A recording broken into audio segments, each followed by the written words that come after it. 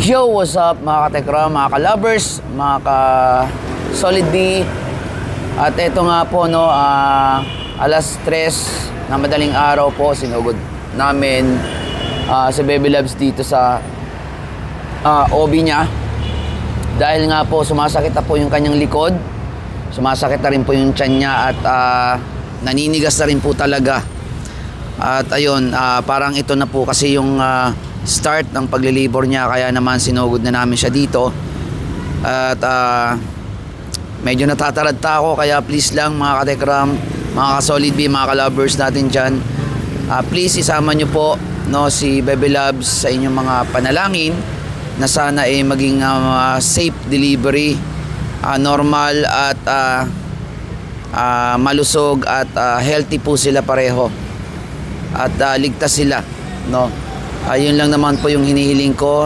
Sana po isama nyo po sa inyong mga panalangin, please po. Malaking tulong po yan. At ayun, andun po sila sa loob, no. Sana hindi ko alam bakit natataranta ako. Pero alam ko kaya ni Baby Loves yun, no. Ayun guys, masaya ako na kinakabahan. Hindi ko alam.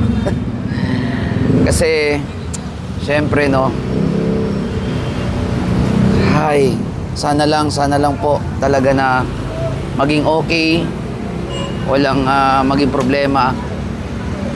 And medyo lumabas muna ako kasi nga ako yung nahihirapan Ako yung nahihirapan kay Baby Loves, no. Ando naman yung mama niya, kasama niya ngayon, at pinapalakas din yung loob. Ako, pinapalakas ko rin yung loob niya. Ayaw ko kasi makita niya na kinakabahan ako o natataranta, no. Kaya medyo lumabas muna talaga ako.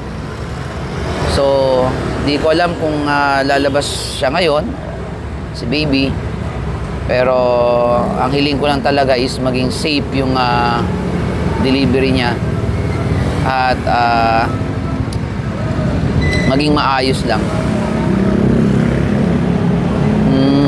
Ayun, wala pa kaming tulog, as in hindi rin siya makatulog. Wala pa rin akong tulog talaga. So kung lalabas si Baby ngayon, sana maging maging tawag dito, speechless talaga ako guys. Tulungan niyo po ako, samahan niyo po ako sa pagdasal, no.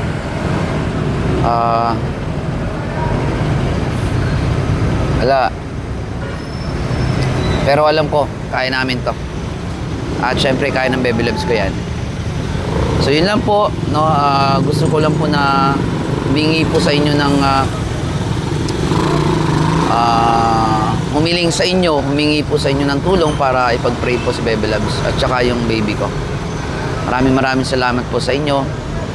At i-update ko na lang po kayo, i-update na lang po namin kayo kapag okay na. Nagpapahinga kasi ng oras na.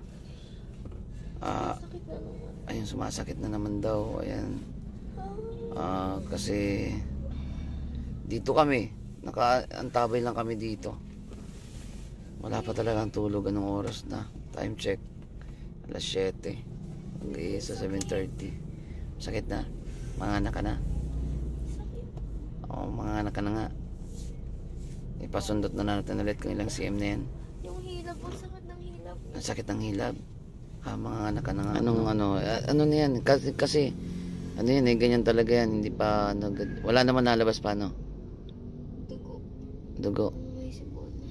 Ano ba sabi ng doktor doon? Ha? Ay, ito ako mamaya. Anong oras ka pa i-ai daw? So ayun guys, no, i-ai ulit siya mamaya. May oras kasi inorasan. So nandito kami sa sasakyan. Para ano? Kahit 30 minutes lang muna sana matulog ako. Hindi ka nga makatulog, ano? Ako rin hindi makatulog eh. Ayun guys.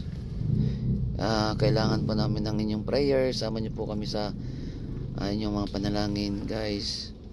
Please, maraming salamat. Ayan. So kahapon nag SM ka pa, no? SM pa tayo, tapos ano-ano ka pa dun, no? Ito, kita mo, ayan, no? Tay, parehas na sa isa. Ginagawa mo? Ha? Masakit? Makati o Makati yung pet mo? Masakit? Ala, baka dito ka nabutin sa mula. Nako. Wala namang ano dito. Yari na. Kita mo yan.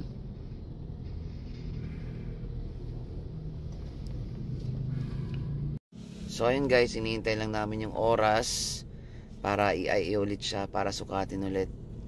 At grabe, ang antok na ako. Maraming salamat po sa mga nanood dito sa video na to. Thank you po. At sa mga prayer nyo, maraming salamat po agad. Ngayon pa lang ay nagpapasalamat na ako. Ingat po kayo and God bless. So, ayun. Thank you po.